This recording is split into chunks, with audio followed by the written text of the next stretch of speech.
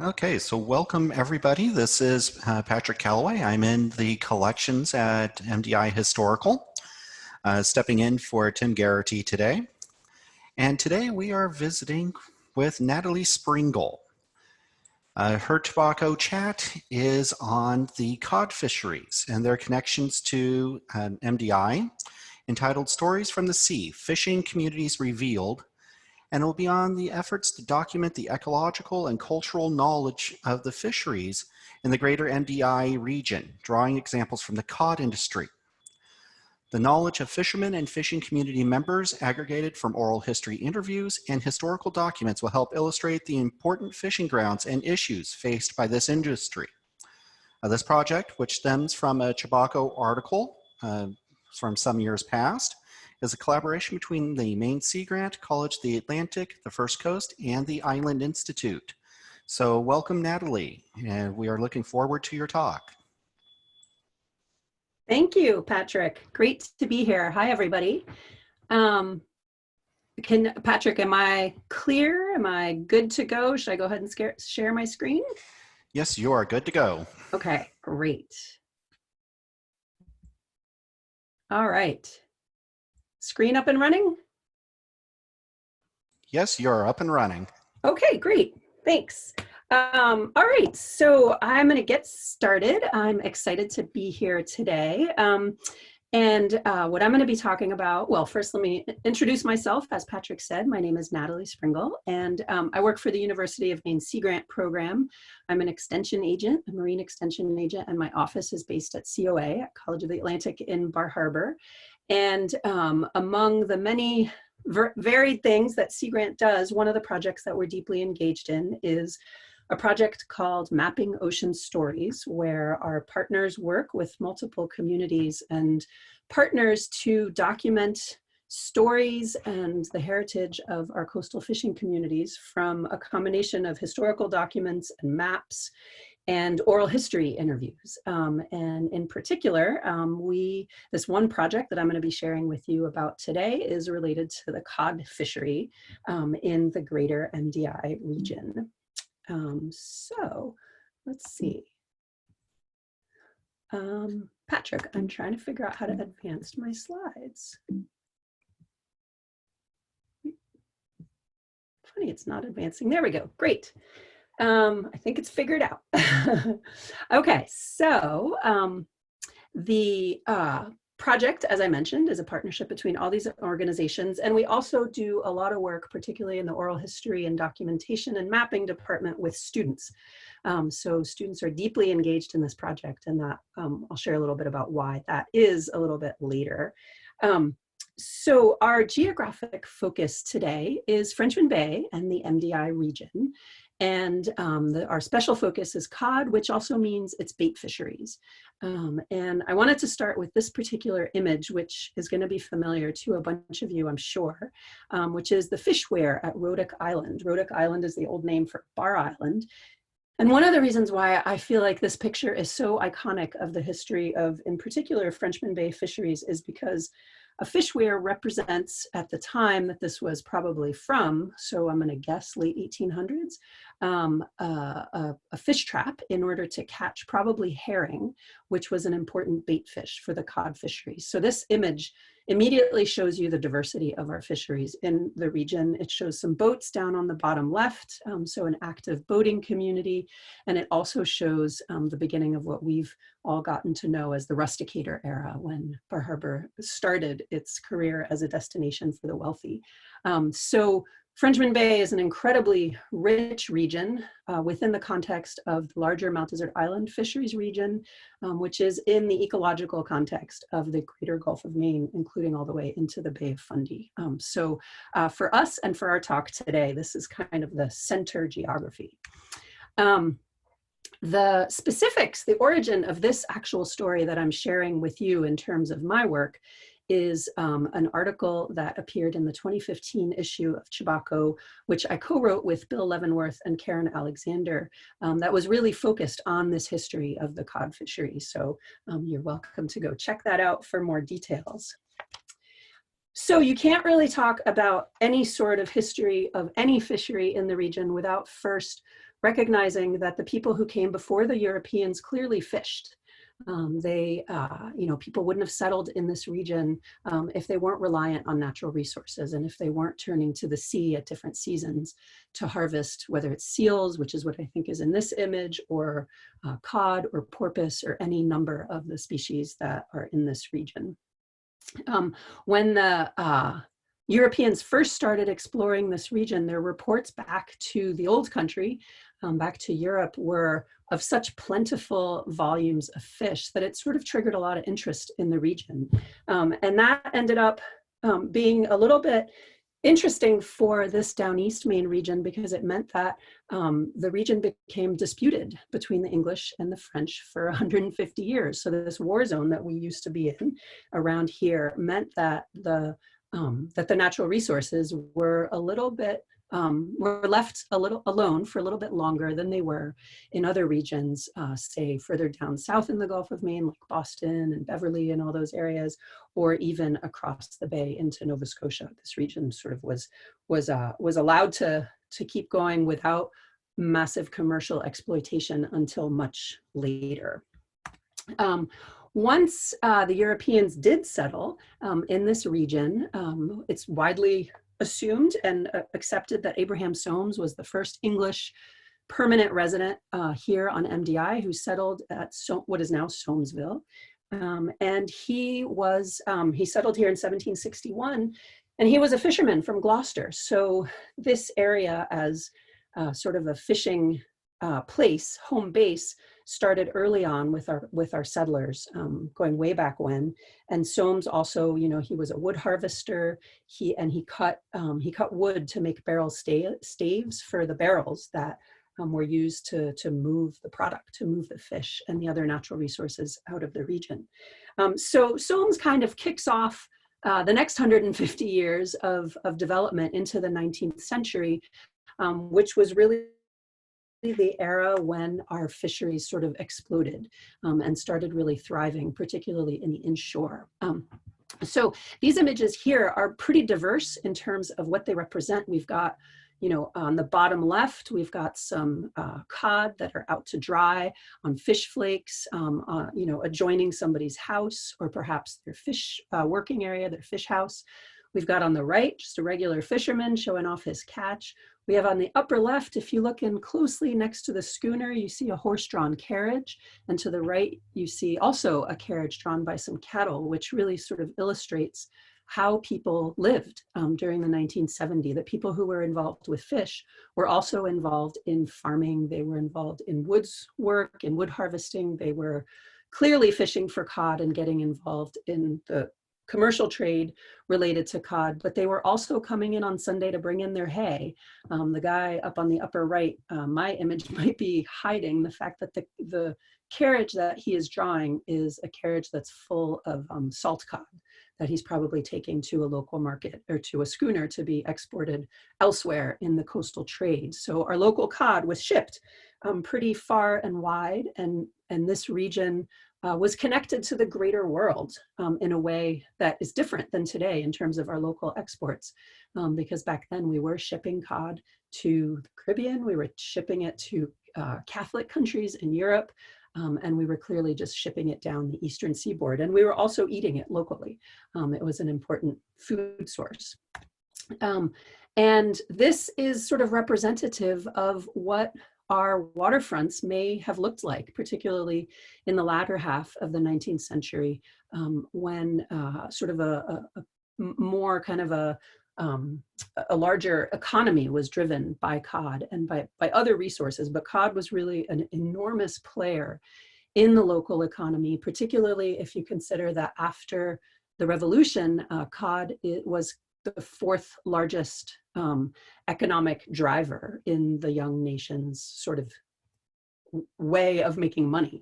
So cod was really, really important. It was important for the local economy, and it was important for the national economy. And those ships that you see in the background behind the fish flakes, those schooners could have been involved in the cod trade. They could have been involved in the wood trade, shipping wood up and down the shore.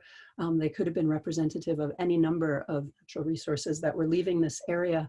Because one of the things that's especially interesting in this area is is the diversity of ways that people made a living, where our cash economy wasn't fully developed yet, but our natural resource and trade economy was really, really active. So how big was the fishing economy?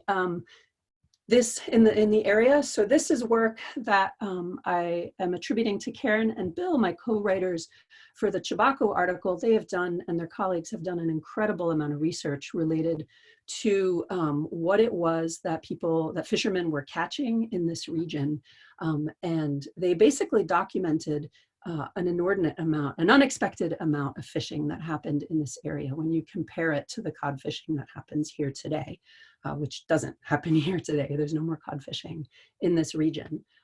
So over the course of 1861 to 1865, they were able to identify, 1,700 people who fished out of this region. They were able to identify the number of voyages that were happening, and the economy that was sort of driven in large part by fishing throughout the region in terms of the number of people who were employed and what else they did. They also compared them to the records to the census data from the era and found what else these people did, like they farmed and other things. They found this data because they found all of the vessel logbooks that were collected during the Civil War era, and captains who turned in their logbooks during the Civil War era, who turned them in to the customs district officer, would in return receive a bounty, a subsidy for the fish that they brought in. And so in exchange, those logbooks basically stayed in the hands of the custom district, and we still have them today. And Karen and Bill and their colleagues have found a treasure trove of them and have analyzed them. And it turns out that the logs that we have from the Frenchman Bay district not only are among the most complete logs that we have of anywhere, but they also reflect the incredible amount of fish that came out right of Frenchman Bay and Blue Hill Bay and around the Mount Desert Island region. So in 1861, it's likely that more cod was caught within sight of MDI in that 1 year than live in the entire Gulf of Maine today. So the amount of fish that was harvested here is really, really hard to imagine. And harvested, what's interesting is that it was harvested really close to shore. These are fishing grounds, both the fishing grounds and the nursery grounds, which are very, very inshore, which is very different than today. So physically, where are they? Again, I think my picture may be hiding a little bit, but essentially what you're looking at in the background through the trees, that's Bald Rock, which is out smack dab in the middle of Frenchman Bay. You can see this spot from the Park Loop Road. This is the Frenchman Bay overlook over near Hull's Cove. So imagine when you're looking out to Bald Rock, imagine a dozen schooners out there fishing right now. That's what you'd be seeing. And then the image up to the right, the sandbar with the gulls, is the Stave Island sandbar, which is on the other side of Frenchman Bay, across from Bald Rock. And that's where many of the fishermen that fished in this region, from Stave Island, they would get their bait in the form of clams, but also there were herring weirs around Stave Island and around many other places around Frenchman Bay. And the whole region, there was well over 100 weirs, we think, in this area, in this sort of larger Frenchman Bay district. What was also going on at the time in this area is, of course, our rusticator era was sort of beginning to really kind of explode. And so what's interesting about Mount Desert Island is that we are in an area where we had both. We had both an active commercial fishery and we had a growing tourism trade, which obviously continues through today. So to kind of fast forward through many decades, around the late 1800s, the technology was in the beginning stages of change, early 1900s, late 1800s. Our technology changed. We went from long lines, which were dropped over the edge of a schooner with a couple hooks per person, maybe a few guys on the ship, to the tub trawl, which were much smaller vessels that had 1, 2, 3, 4 guys who were the dories, were dropped from a larger schooner and rowed away from the boat in multiple directions, like the spokes on a wheel. And then they would drop their long lines over the edge. And a long line at different times in history could have been up to 2 miles long. So with up to 500 hooks over that length. So the technology evolves over the course of time, and that makes a really big difference to what people are catching. The other change that's happening is that how we preserve fish changes, and how you preserve fish and shellfish is, of course, the fundamental question for anybody involved in seafood, because you need to preserve it somehow so that you can get it to market without it either dying or going bad. And so we went from an economy based on salt fishing, like in the upper left. There's a Southwest Harbor site, a station where they're drying the cod flakes. You can't see them, but there's some cod flakes that are stacked up under those little tents. Maybe it was foggy that day, keep them out of the moisture. And then as ice, so we collected ice in our ponds, and then eventually with refrigeration, we were able to make ice. And so with the advent of ice, our economy based on that salt cod fishery started to dramatically change, because we were able to preserve fish. So salt fish keeps for potentially months and months and months, and can be shipped all over the world. Ice basically enabled us to process all kinds of different fish that could then be kept on ice and shipped, again, up and down the eastern seaboard and beyond. So bit by bit, the cod fishery kind of started really changing. In the early 20th century, we saw the massive mechanization of our boats and the development of the otter trawl, which meant that no longer were we using hooks as much to attract fish to us and to bait, but we had big nets where we were able to encircle a whole school of fish, or much larger quantities of fish, as well as whatever was swimming with the fish. So the modern era is, what's interesting about the modern era for our project is the modern era, which I'm calling modern starting roughly in the 1940s-ish, because that's what we know of as the living memory era. So this is the time when we still have people around who can tell us stories about these days. So this is the really exciting stuff for me. Who likes to do a lot of oral history work with folks around the region. So there is, so a bunch of the stories that I'm going to tell you here on out are direct stories that I have learned, or my students have learned, or others have learned directly from fishermen themselves or their family members, or people who are connected to the fishing industry. So this is sort of oral history based information. So in 1947, I heard accounts from multiple different interviewees that 1947 was the year when a fleet of larger otter trawls from Gloucester came into Frenchman Bay and, quote unquote, took everything. I heard that from several different people. And what's interesting about that is that it signifies to me sort of a change of when Frenchman Bay was fished primarily by fishermen who were local from this area as part of their sort of year-round subsistence living and their connection to international markets, as opposed to this modern era where the fishermen were coming in from other ports and harvesting fish locally, which was a switch for sure. World War II gave us a bit of a pause in terms of the intense sort of mechanization and industrialization of the fishery, because a lot of our men and some of our boats were sort of assets for the war. So ecologically speaking, our bays and waters kind of got a breath of fresh air a little bit. However, I pointed out Wheeler Island, which is what fishermen often call, what charts say is bald porcupine. As many of you know, I'm sure bald porcupine was used as a target for target practice for submarines from the Navy during World War II. So still a lot of activity in the bay, but of a different sort. There was still certainly local fishing, and a lot of interviewees talked about how the diversity of what people were eating here during the war had gone up because people were out fishing to get their own food. After the war, markets exploded pretty quickly in the region. This is the Underwood Company in McKinley, which is now Bass Harbor. And, along with the markets growing after World War II, higher volume of catch is happening, and fishermen are catching a larger diversity of fish. So of course we've got the sardine era, which is kind of a whole nother topic that I'm not going to get into in much detail. But we also have fishermen going after, more and more lobsters are becoming and have already been a pretty important part of the market. And so by now, the salt cod fishery is done by and large, but there are still a lot of people going after groundfish. Shrimp has become an important fishery in the 50s, 60s, early 70s, and a little bit beyond. So fishermen are harvesting, as one interviewee shared with me, whatever was out there. They were harvesting whatever was out there because that's how they made their living, right? And so they were following the seasons, some seasons fishing for scallop, other seasons fishing for shrimp or lobster or, herring or any number of species. A larger diversity and a larger market was helping kind of drive all of that.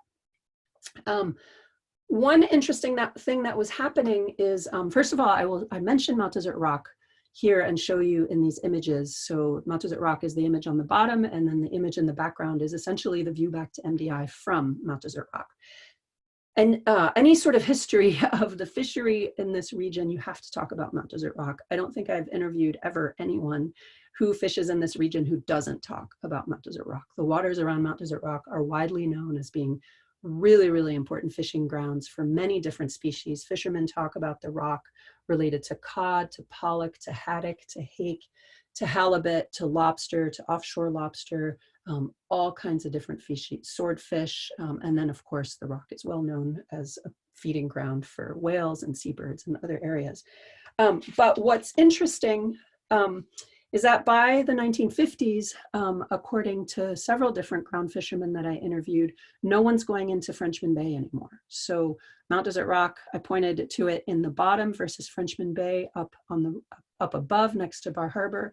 So what's particularly interesting is when you overlay this historical map that Karen and Bill assembled of the fisheries in 1861 compared to as far back as the 1950s, what used to be caught in Frenchman Bay and around MDI for cod compared to what is caught today, which is none in the inshore waters. The 60s and 70s, so by the 50s, right, there's none in Frenchman Bay. So boats are going a lot further offshore. They're going out to the rock and they're going beyond. Boats are also going up and down the coast. They're no longer limiting themselves closer to their particular kind of stretch of the water, even if it is offshore. They're going way down east. They're going all over the place.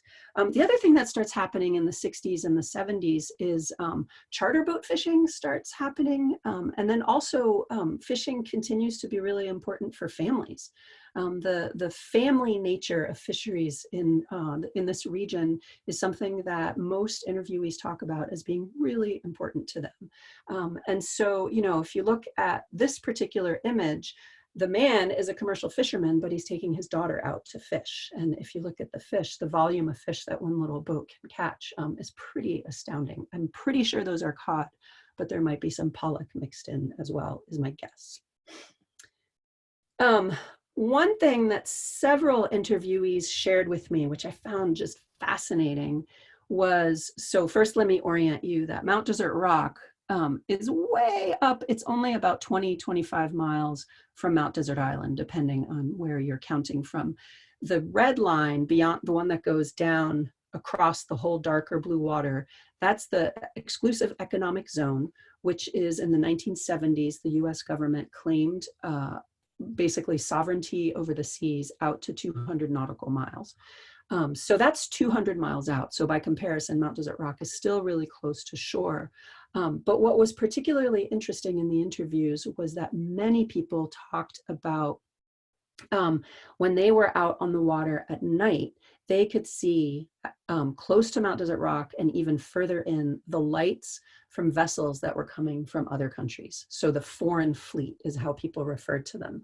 So this was a time in the early 70s before we claimed our exclusive economic zone, when we had foreign vessels coming in all the way in, not all the way inshore, but pretty close inshore.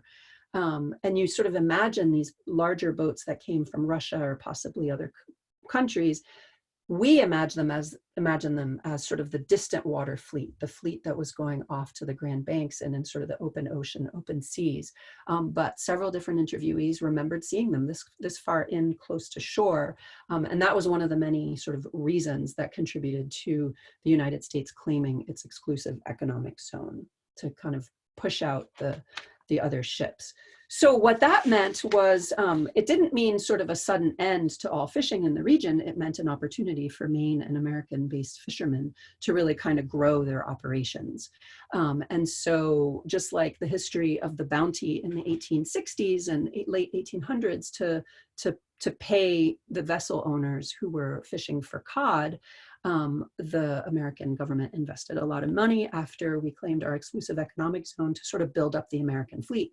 And we did. So we continued to fish, and Maine-based boats and boats throughout the Gulf of Maine and the Northeast fished hard and fished a lot.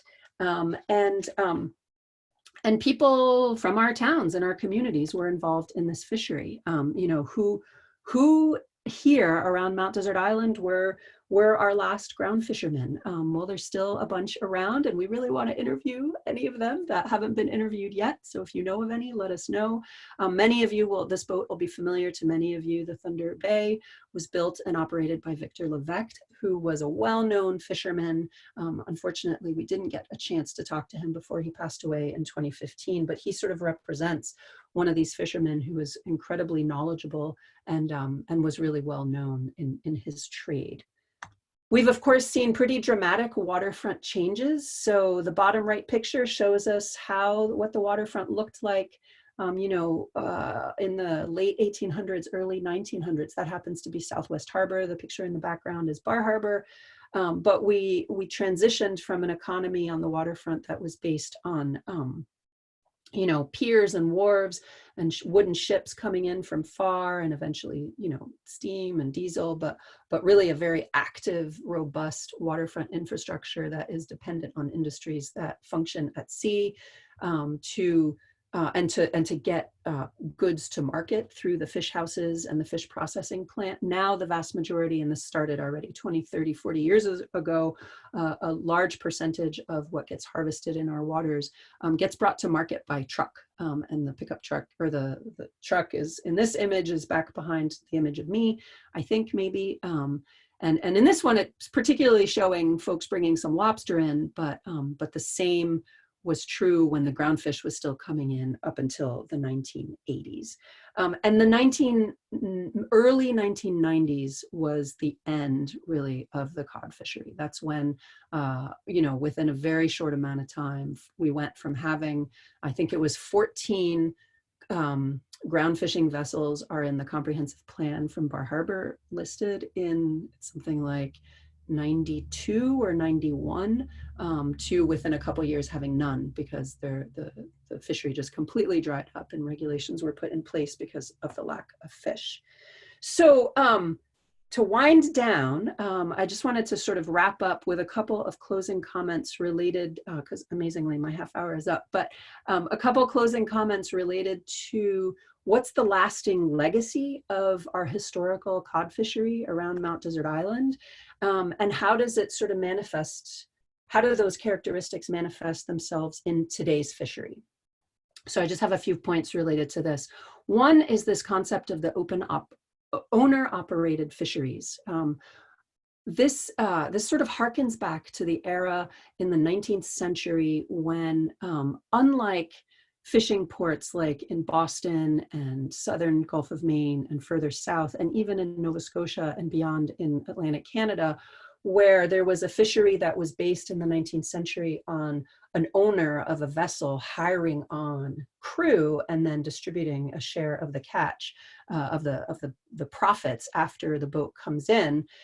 In this part of Maine, our legacy is really one where an individual captain owns the vessel and operates the vessel. And that's been carried through from the 19th century for our inshore fishery in the 19th century, clearly not our offshore fishery, but definitely our inshore fishery was very sort of locally owned and operated. And that legacy has lasted up until today in our lobster fishery, which is based on this owner-operator model. And it makes for a fishery where the people who are involved in the fishery are the people who live locally. They're the neighbors, they're the town council people, they're the minister's brother, they're people who are deeply engaged in the functioning of the community. So that's a pretty unique factor that's carried through. Another unique factor that has carried through is that many jobs make a living. So way back then, clearly, I just love this photo. You can see it now. This is the one photo I repeated because it's such a great photo that Bill shared with me a couple weeks ago. And you can see the cod flakes dry, that are getting carried on the back of the cart. So back then, a fisherman clearly in that photo is also involved in being a farmer. Up until today, we still very much today, our economy here in this region is still very much based on people making a living from multiple different jobs. It's sort of the down east way, right? So that has carried through, and the seasonality of work has carried through. Another issue that has carried through is really the issue of access, which is a limiting factor and was a limiting factor back then and is a limiting factor today. And there's sort of three different types of access. The one at the top is an image, the one where you just see the mountains of Acadia in the distance. This is up from the top half of Frenchman Bay, looking back down towards Acadia, and just sort of symbolizes the fact that there's no one fishing for cod in those waters when there used to be hundreds and hundreds and hundreds of people fishing for cod in those waters. So that resource is no longer accessible to us. The middle image is just sort of reflective of the changing nature of our waterfronts, and that fishermen are now in a position where they're really sharing the waterfront with all kinds of different industries and businesses that somehow are connected to the sea. And then the bottom image is a worm harvester, and this is the sort of the third access that is a lasting legacy, is just access to try new fisheries or to diversify into other fisheries when the opportunity presents itself. And all of these have been challenges in the past and are certainly challenges for fishermen of all kinds today. And then the final one is every single fisherman. And this is sort of every single fisherman that I've ever interviewed in all kinds of different fishery, whether they're cod or lobstermen or, or wormers or any number of other types of fishermen. They all talk about the next generation. The next generation, back in the 19th century, the next generation was on the boats because it was the family boat. And so the kid was on the boat, and the kids are listed in the logbooks, and they're actively involved. And the business of being a fisherman is not an individual person's business. It's very much a family business. And that is another thing that persists into today, that fishing continues to be a very family-oriented sort of enterprise. And there's a commitment among members of the fishing community to ensure that the future generation can get into fishing. And figure out ways to enable them to be successful. So the commitment is there. The management and the intentions for how to do that isn't always clear. And these are ongoing conversations related to student licenses and how people can be mentored and should be mentored to learn how to become fishermen. And the thing that I'll close with is just the image on the left in terms of the next generation. The one thing that we collectively have in our back pocket as a good thing is that people who are involved in fishing really love to talk to the next generation about fishing. So students make incredible interviewees for folks involved in the fishery because the students are eager to learn.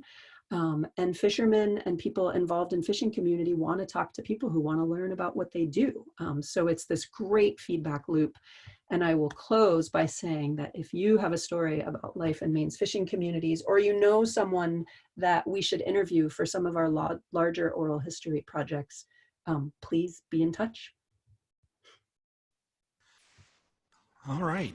So thank you very much, Natalie, for a fascinating talk on the cod fisheries. Whirlwind. A half an hour goes really fast when you're talking. But all of us join together and thank you for your time and for putting this together. And we will look forward to talking with you again further down the road. Next week, if you take a look at our events, we have an event happening at the Stone Barn on the 8th. And if you look at the MDI historical website, there'll be more information on that. There is a reservation to that, so please be in touch with Leah and to make reservations for that. And thank you everyone for coming out. Thanks, everyone.